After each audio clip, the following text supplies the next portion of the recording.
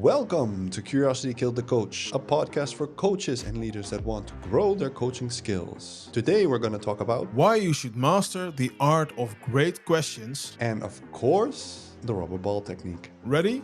Let's get curious. Yeah.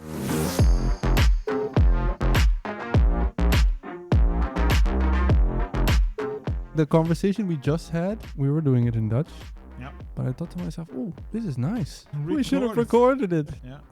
We should have just already had it on record. But hey, we had technical problems. It is what it is. Yeah, true. The life But of podcast noobs. How come we talk about it, but we don't do it? We say you just start the recording and then catch up on any old thing and just talk, and then later we can edit all the crappiness out and leave the good stuff. It's probably still getting used to, at least for me, still getting used to having the mic on, talking into the mic. Yeah. Like I'm Yeah. Feeling like it's we're now live. on air. Yeah. Still Yeah. feel like a radio host. Yeah. I believe we wanted to talk about asking great questions. Yeah, I love this topic. I was telling you in preparation of this that I have a whole doc on different types of questions, professional questions that you use in coaching, which probably we'll touch on a bit today, Mhm. but also just generic questions. Let's say you're trying to strike up a conversation with someone. A lot of people have, you just ask the basic questions like, "Oh, how are you doing?" The ping pong questions. The big How are you one. doing? Boing. Yes, Yeah. nice. Doing. Yeah. Nothing happens here. Boing. Exactly. Okay. And we all do it, but you don't learn new things about people per se Mhm. by asking that question. Yeah. So I forgot what the source of it was, but he changed it around. I think it was a he. Maybe this was from My First Million, where Sean Poirier, he was sharing questions that he asked, Mm-hmm. which are slightly different. So for example, let's say you're on a Teams call and the person you're in the call with, is maybe a bit more excited than usual or has a smile on his face. You say, "Hey, you got a pep in your step today. What did you have for breakfast?" So it's just something like that. Or Right. if you make a joke out of it, and after that you say, "Okay, what were you doing before this?" Yeah, that's nice. And maybe it's something, he had a great sales call or something, his daughter did something funny, but Yeah. you learn a bit more about that person and you don't just start with, "Oh, how are you?" Yeah, it's like a contextual question, I think. Yeah. So what I used to do when I was in a totally new team and you enter into this Zoom call and you're like, okay, I don't know anybody, but I could usually find something that either somebody was wearing something in the background that I could mention and you have an easy conversation starter. I know in those situations they say, "Oh, it doesn't matter what the question is. Just ask it and you're already striking up the conversation." But I do believe that by asking a different question, Mm-hmm. you start off different. Yeah, true. And it leads to a better conversation, I would say. And also just when someone asks you a different question, you're like, "Oh, this was a bit left field, but I like it." That has me thinking. I can't just automatically answer, "Oh, I'm doing good. How are you?" Yeah, and that's maybe the thing, right? Because if you ask like a generic question that gets asked every day, it's like, I don't have to really engage. My automation takes Yes. over and it's, yeah, pretty nice. Okay, all fine. Everything okay? Not everything. Most things are okay. Stuff like that. Exactly. Yeah, I like to have the deeper conversation. I always like to ask good questions. For instance, if I look at a workshop, we've done a lot of workshops. We've spent a lot of time talking about the questions, talking about what kind of invitation will we use, Yep. and how will people interpret the question, how will we not make the question too long so people like at the end of the question, people are lost where you began. Yeah. You know? Or it's too complex. People Yeah. overthink the question and then you end up Yeah. having a lot of confusion in the workshop. Yeah, so I use, because you mentioned a list, right? And you have like a research about 36 questions for better connection. There's been some research. I like that one. I use it as well. But mostly what I like is not so much like the perfect question, but the real interaction. Yeah. So simpler is better sometimes. Simpler in what sense? In terms of the question or? When I started to try to ask really good questions, I was really focused on asking good questions, and it turned out I wasn't listening that much. So simpler in this case means listening to the person, and then you ask a real question. For instance, when I would enter the meeting and I would see some, I don't know, Star Wars poster hanging in the background, I'm like, okay, this is nice. I have something to talk about. But in a real conversation with a person about real things, there are also things that stand out. It's not a poster in the background, but it's something that somebody says that it's like, for me, it's a peak in the conversation that just jumps out at me, and I'm like, ooh, that's interesting. And then a simple question could be, what do you mean with? And you go really quickly, really deep if you just try to do that. So you're saying based on the input that you're getting from the other person, so what the other person is saying in the conversation, certain things jump out to you. Yeah. And you formulate a question around that input. I'm trying to be curious, and there's a reason why the podcast is named Curiosity Killed the Coach. Of course, curiosity, because I think we both prefer that in how we approach things, to be curious, to ask questions, to really look into it and try to find what's really going on and have a real conversation about it.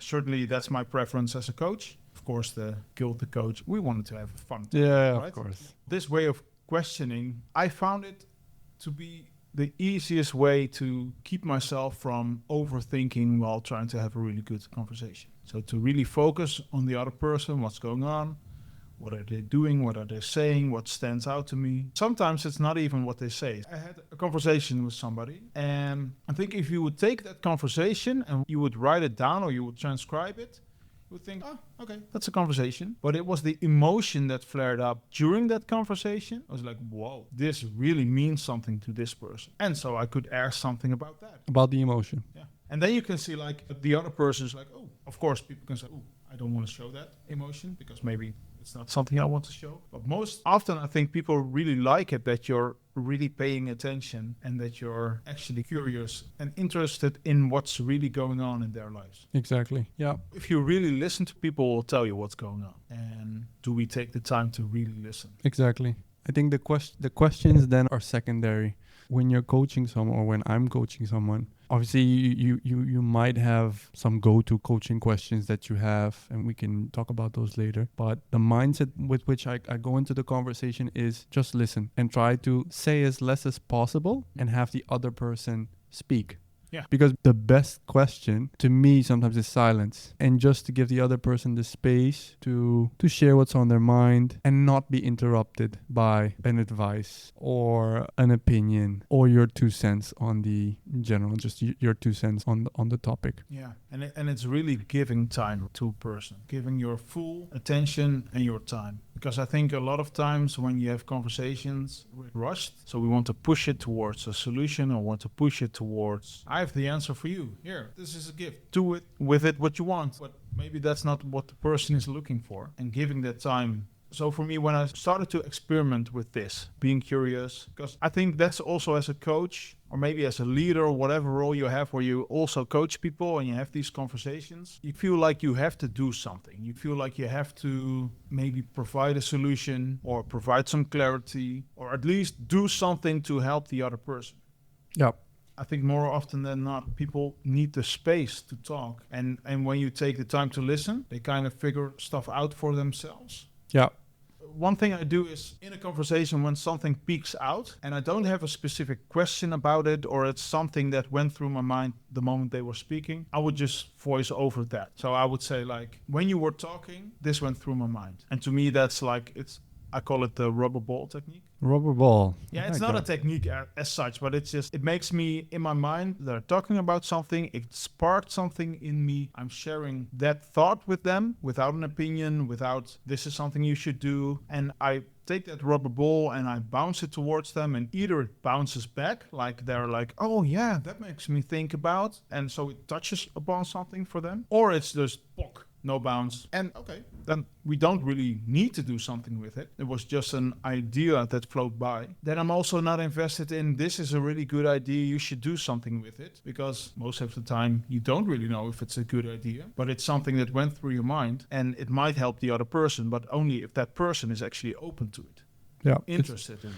Yeah, it's an intuition that you had, a feeling that you had when someone said something, and you're blurting it out. I think the more comfortable you are with maybe being uncomfortable, listening, being silent, embracing the awkward silence every now and again, I think the better you can be at listening. I think looking back, I would be so busy in a conversation in my mind, coming up with the perfect question. Recently in a training, role play, the main trap was trying to ask really complicated questions because you're trying so hard to formulate it so perfectly. To me, that was so interesting that it's not the perfect question that gets the conversation going. You ask a simple question and then the interaction starts. And the interaction, that's the thing you want to have in that conversation. Because that's the discovery tool you have when you talk with somebody else. And you actually really ask them about their day or how they are doing or what their worry is or what's on their mind or whatever question you want to ask them. Yeah. That interaction is so interesting. People are really interesting. Yeah.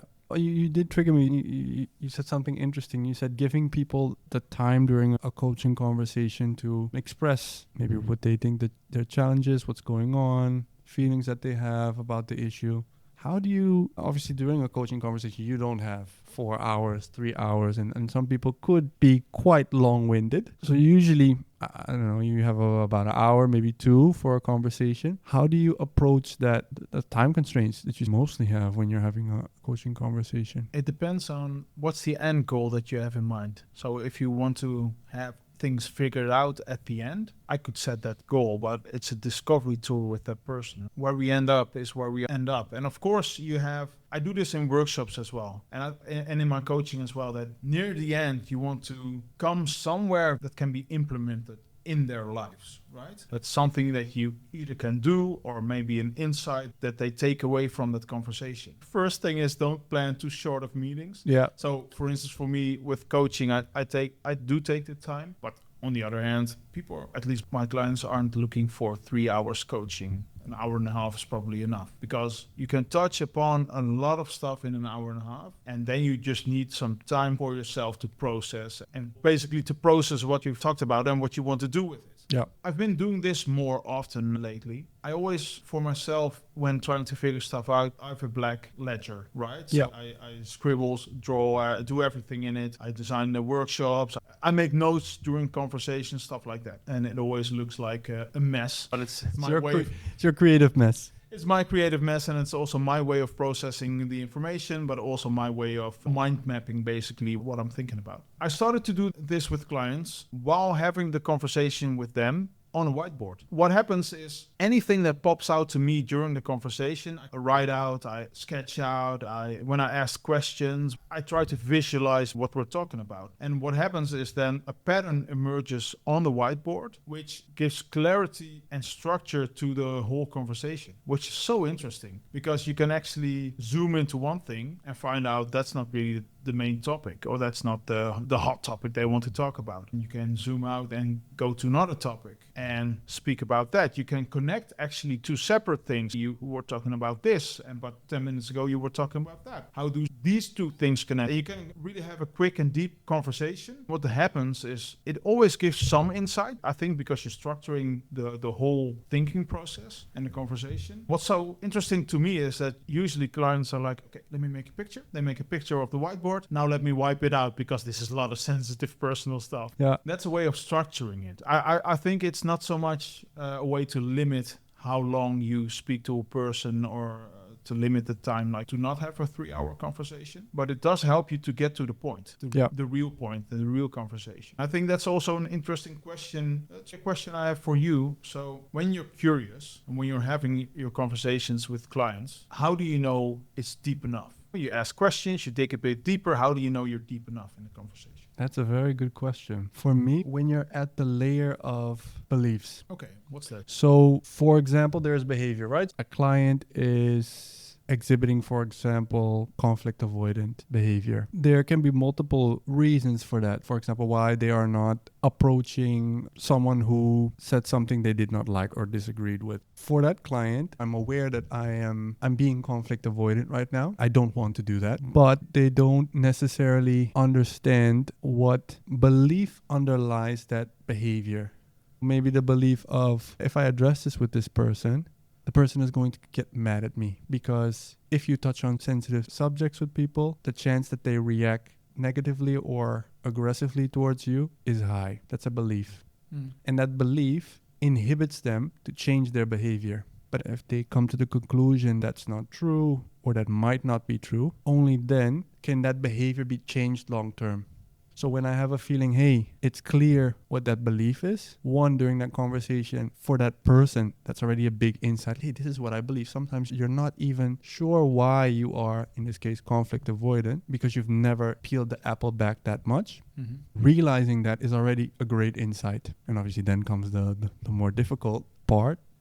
So reframing that belief and changing your behavior. You use questions to get to that belief. I don't see it that often that a client gets there by themselves. So I ask the why question or a what question. You believe you don't want to approach this person because you're mentioning you're afraid of that person reacting aggressively towards you. And that could be true. Sometimes I reframe it, but what if that's not true? Or, I try to get to the why of why they believe that.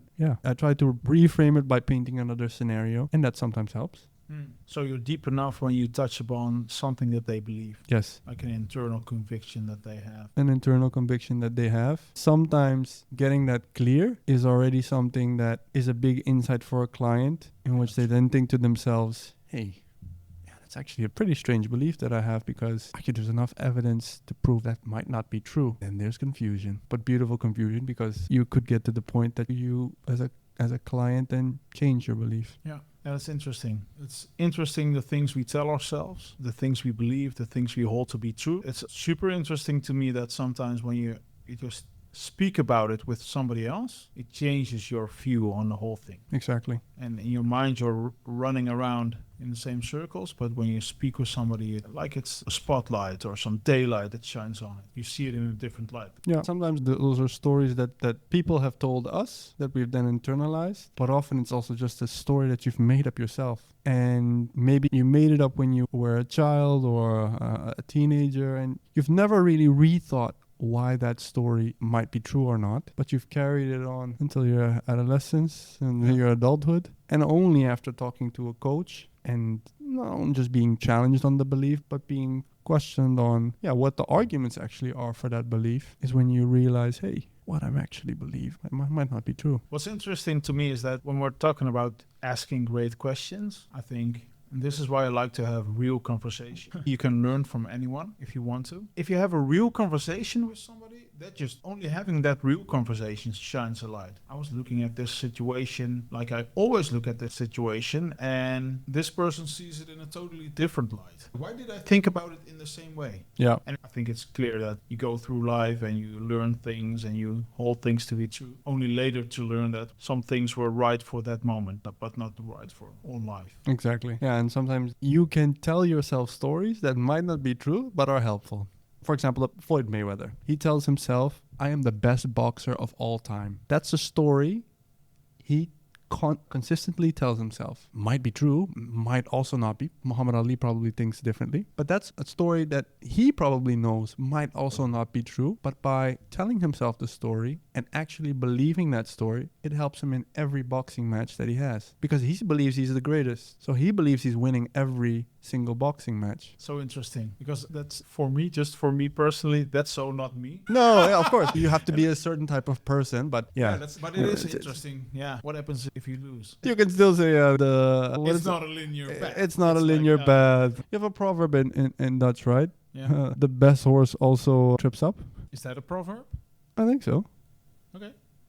Het beste paard struikelt wel eens. Okay, it's new for me. Well, I don't know, but I think it's true. It at least sounds good, but you understand what I mean. Even the greatest sometimes takes a L. But oftentimes, I would say oftentimes, we tell ourselves stories that are just not true. And those stories limit us. And therefore, you get limiting beliefs. Because they don't serve you anymore. That's basically it, right? They don't serve you anymore, but also objectively might not be true. So looking back in my life, I remember I had a period in my life of depression and a period in my life where I was really feeling low. And then just hearing like the positive, I needed to hear positive things just because internally I was not feeling positive at all. And then I found out that, hey, speaking positive things works for me as well. But it only worked for a limited period of time, I think, for me. Mm-hmm. Because I think soon enough I needed to do things that showed me that it was true. Maybe limiting beliefs then is something that served me, but later on you need to find something else to keep you going. I'm not sure. It's like, it feels like positive speak, like I'm the best in the world. I'm going to do this. I'm going to be awesome. I can do it. But somewhere deep inside, I'm not sure about this. Yeah. I think that with the positivity, and I think that's maybe also why having a coach or somebody who has like a coaching conversation with you is good. That if a coach stands next to you and that person brings the best of them to help the best in you come forward, I think that could be really a positive influence on somebody. Sometimes you just need to see somebody else do it and you're like, oh, hold on, that's an option. I can do this. Oh, maybe I can do this. All right, let's try this out. In a way, that's different than positive speak. It's positive self-talk. Interesting. We've discussed, let's say when you're having a coaching conversation, first to focus on listening to the person based on the input that you get by actively listening, or you ask a question or a question pops up to you and you ask it. Do you have certain go-to questions you frequently use in coaching conversations? Not so much in coaching conversations, I think. For instance, in workshops and training, I have some go-to questions designed for different things. So for instance, when you have a totally new group, nobody knows each other, and you want to get them over the bump of starting a conversation, maybe people are feeling awkward. You know these questions. I used it a lot in workshops. I know what's coming. I would say, all right, when I'm done talking, find a partner and have a conversation about something you do where you lose all sense of time. Awesome question. Works every time. Yeah, because people are like, what? I need to answer this? Okay. Oh, we're finding a partner, people walking over, finding each other. And okay, what's the thing that you do that you lose all sense of time? And it's nearly impossible to answer that question without sharing something that's personal. Mm-hmm. Because when I lose sense of time, I'm in a flow. So I'm doing something that's really engaging for me. And that's usually something that I really love to do. So it becomes personal very quickly. But in coaching, I don't really have standard questions. I really try to listen and respond, you name it like intuition, to feel what things pop out and to respond on those things to deepen the conversation. But there are some like standard questions. The coaching habit, for instance, the all question, the and what else? Yeah. I think that's really nice because the moment you're listening, we all need to, we all need to avoid the temptation of jumping in too early because, oh, I know what this is about. I can say something about this. No, all right. And what else? And so we dig deeper with the person. Okay. And when you have the full picture, then you can try to dig a bit deeper on certain topics. Yeah. So I like that. I think you mentioned also when somebody is rambling and this is going wrong and this is happening and this and yesterday my cat died and tomorrow I have to speak in front of a group and then you go to, okay, but what's the challenge for you? You know, when they and the whole company, no, what's the challenge for you? That's a focusing What's question, the right? real challenge here? Yeah, that's the one. That's the one. What's the real challenge here for you? I like that one actually. Mm-hmm. While you were talking, I was thinking to myself, what's the real challenge here question helps when you have someone who is all over the place. And the first question that you mentioned, and what else, helps when you have someone who's not that expressive. Yeah. In my experience, you'll have someone who thinks they know what their challenge is. Yeah. And by asking that question, you force them to dig a bit deeper. And then the power of this question is, because they dig a bit deeper, sometimes they get to another layer that sometimes may not even have known that was there. Yeah. So this made me think about, I don't have a name for the line of questioning, but I do use this regularly, and it's really meant to dig deeper. It's like the 9 whys, right, from Liberating Structures. And the asking why question can be tough sometimes because people don't always know why they do what they do. I had a conversation with somebody who said, if this happens, then that person might fire me. That person might fire me seems like a legit fear that somebody could have. But to really dig and understand what's at the core of it, sometimes I ask, and he might fire me, which will result in that I lose my job. I'm the only income for our household. It will be such a stressful situation, okay, leading to, maybe this example doesn't really totally work, but what I try to do is I give some prompts that will help them dig deeper, because usually, and I don't think people do that on purpose, but it's like the first question or the first few questions are top layer answers that you get, you know, what's your real concern? So let me try something out with you, Eric. What's your real concern about this podcast? First thing that pops into your mind. Thinking that no one listens. Okay, which will result in? Disappointment. leading to? Me not wanting to do this again. I'm now thinking of a different version. Yeah. Of the same question. Literally blurting out the first things that are popping up to me. Yeah. What you might be noticing is that, so this line of questioning, usually it helps for me when we're already in a conversation and it's in a flow, but it's also new to me, and I'm working on this, because it's like the thing with the 9 whys is that basically you ask why 9 times to dig deeper. And so I've been practicing and trying to get more questions for myself just to dig deeper with this, because it's like, what's at the core of the fear you're mentioning, or what's the core of the worry that you're mentioning? There's something there underneath it. And sometimes you dig deeper, and if I don't do this and this, then this happens. And if I don't do that, then man, what's the point of what I'm doing? Mm-hmm. I would be so disappointed in myself. So it does help people dig deeper. And I wish that I prepared my questions better for our listeners. It's nice also to practice with this, because you can use it any moment that a person makes statements like, if this would happen, my life is over, which is, well, that's quite a statement. What's underneath that? Is it something real? So if it's not something real and you would ask these questions, you would get stuck really quickly, I think. Mm-hmm. But if it's something real, then, and people are willing to have that conversation with you, you can touch upon core things that they fear, or core things that they believe about themselves. Yeah.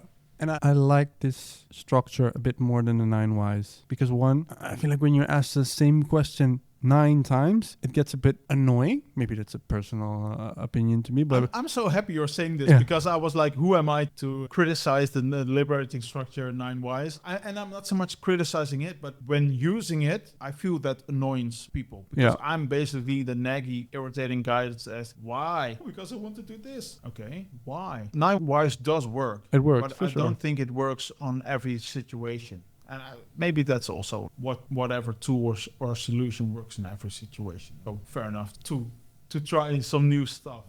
Yeah, the 9 whys, I like it more for teams, so for groups of people. Yeah, to get a common understanding of why we want something. Exactly, instead of doing it one-on-one. Because sometimes the why question can also be perceived as confrontational. Yeah, as a coach, sometimes you also might need to be a bit more... Yeah. Not confrontational, but challenging. Like you're the critical coach that is actively challenging them. Challenging people at times is good. Yeah. But I prefer curiosity, because that's my preferred stance, I would say. And it's hard. In a group, I think I like that distinction that you made, because in a group, if you get stuck, you are able to discuss with each other. What do you think? And you can formulate the question together. Alone with a coach that keeps asking you why, that can either get annoying really quickly, or maybe people just get stuck. Yeah. And in the end, you don't want to leave them stuck. You want to help them make a positive step forward, whatever step is feasible for them, whatever step they are willing to take. That's also why I like the curiosity, and that's why I like the questioning, because I don't come into a coaching conversation with something in my mind like, this person needs to move from A to B, and I'm going to do this. I'm going to help that person. I'm going to make that happen. No, I'm really there to see what they're willing to move forward to, because in the end, I'm gone. I'll go home at some point during the day, and they're on their own. It's not me that has to actually do it. I really want them to want it.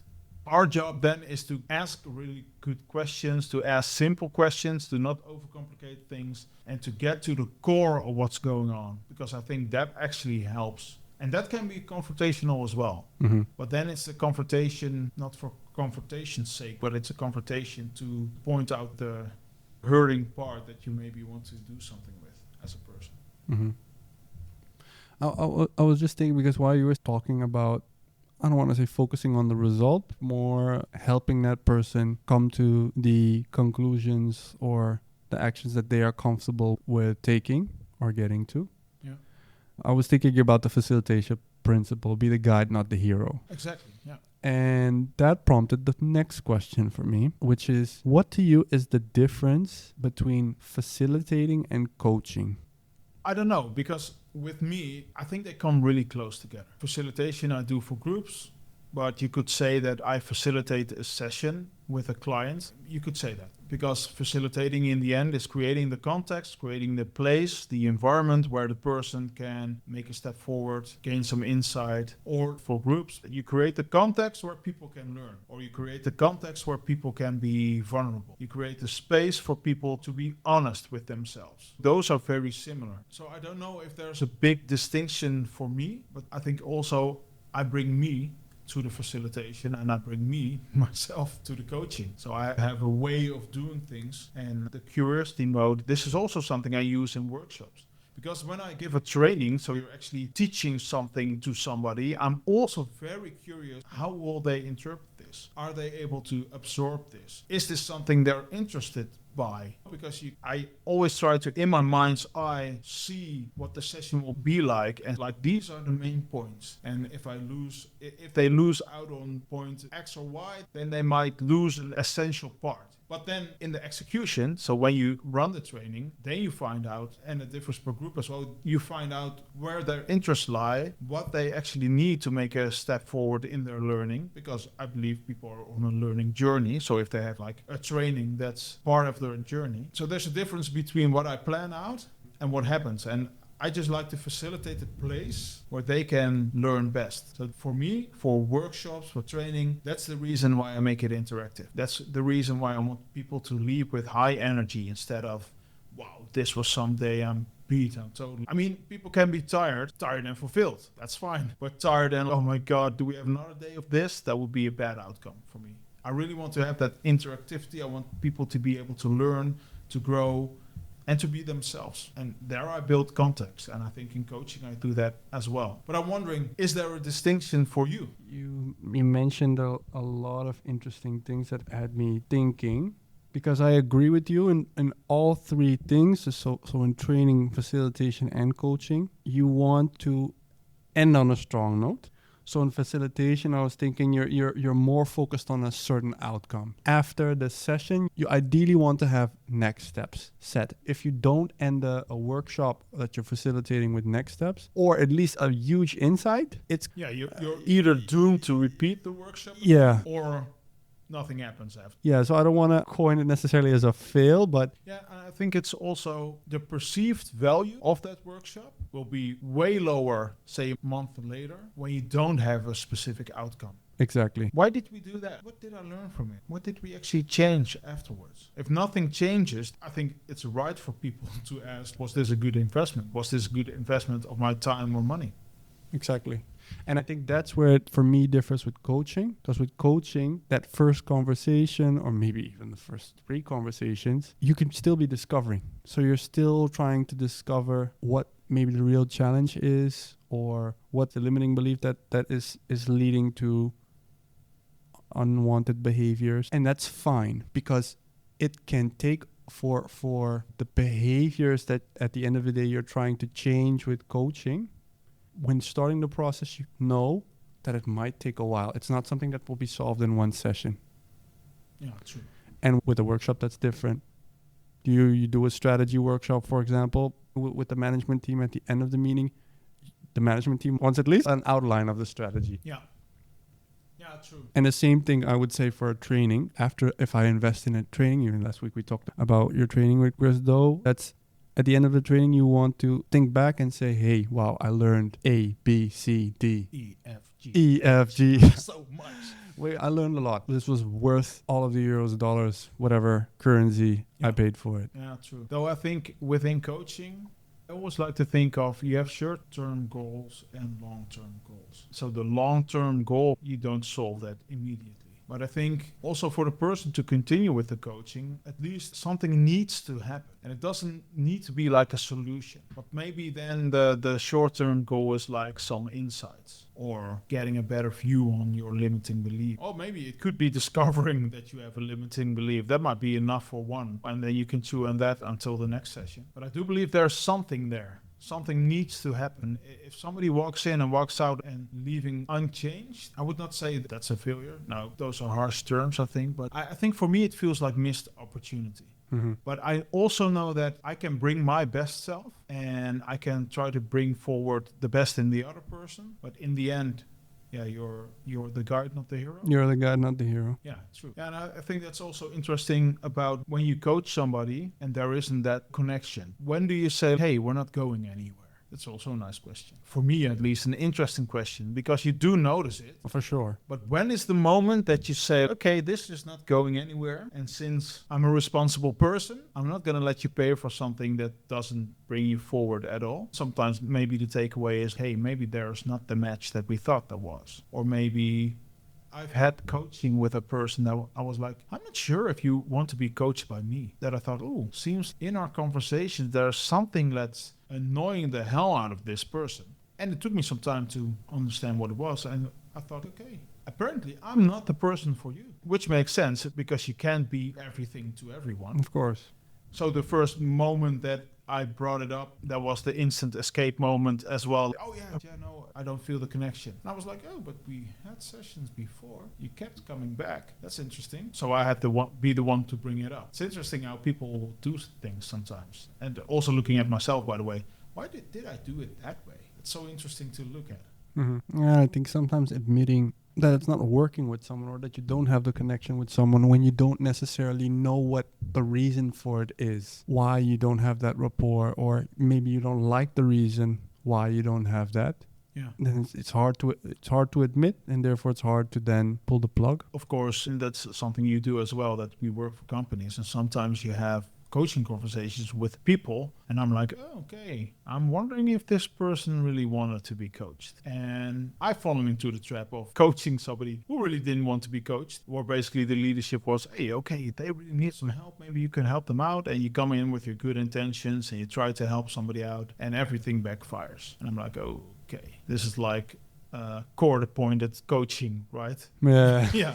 Either go to jail or get some help. All right. Good luck with that. Yeah. I think that's the first checkpoint or check question. Do you want to be coached? If the answer is no, then Yeah, and I think the answer and the It's not gonna action work. should say yes. Yeah, exactly. So for me, that's my takeaway from that situation. I was like, okay, I really tried my best to help these people. They really didn't want to be coached. This is so interesting. I came in with all my good intentions, and I don't want to say nothing fruitful came from it, but it was like bare minimum. Okay, when I start a coaching relationship with somebody else, when we start to do this, then I want the buy-in. I want the person to say, this is something that I want. And if that's not there, then it's like the basis of the coaching is missing, right? The foundation. If the foundation is crooked, the whole house is crooked.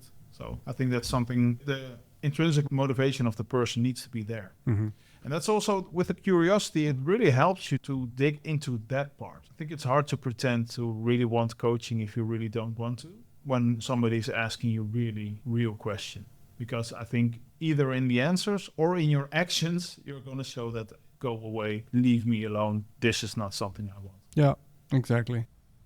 We've had a discussion about asking great questions. And I think our definition is listen a lot, be curious, and really try to be a curious coach or a curious leader when talking to somebody. But also, I think it's handy for our listeners to think about what would we advise them if they want to try this out. So let's say somebody is a leader and says, I want to coach more. I want to have coaching conversations with people. How could somebody start being a more curious coach?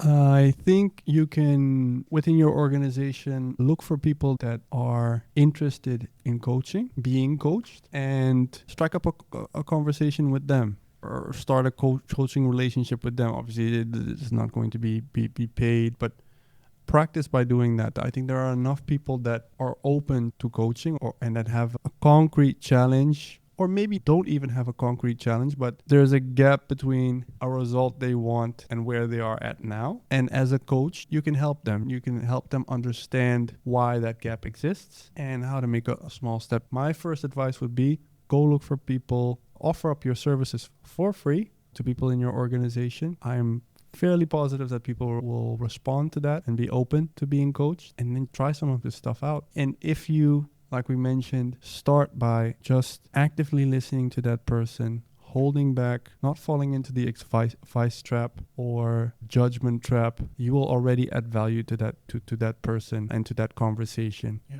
And I would say practice in everyday life, right? Just in the normal conversations that you have, try to ask questions that feel true. So listen. I think listen more than you speak is always a good advice, right? I think when you really want to have deeper conversations, you really need to listen to what the person is saying and then engage on what they're saying. I would advise people to to practice it with your wife, with your partner, with your kids, with your colleague, to have those real conversations. Yeah, just don't enter into an official coaching relationship with them, because that's the first thing they teach you in a coaching course. Do not coach your relatives, family, or friends. Yeah, true. But you could, because it's a conversational skill as well, Yeah, right? exactly. Because Of you can course. try to have those conversations, and you can try to, and keep it simple. Mm-hmm. Listen, keep it simple, ask childlike questions. Maybe that's a nice summary. I think that's great advice. And maybe for practical tools, I think we can share our lists of questions that we have that we use for workshops or other sessions. That might be handy for people. Yeah, I can definitely share some of the coaching questions that I have from the doc. Maybe I'll create a top 10 or something like that and put it in the show notes. Yeah. So have a look out for that as soon as this episode is live, which would be now, because otherwise you couldn't listen to it. Yeah. It will be in the show notes. Yeah. And I'll come up with a catchy clickbait title for that doc. Nice. Again, Michel, this was a pleasure. Episode number, I don't know what. Probably 5 or 4. Thanks so much. I really loved talking to you. And I think for our listeners, check out the show notes. If you want to know more, if you have any questions, any comments, you can reach us by the contact information there. And Eric, I want to thank you for this conversation, man. Likewise. See you next Wednesday. Yes, this was Curiosity Killed the Coach. Ciao.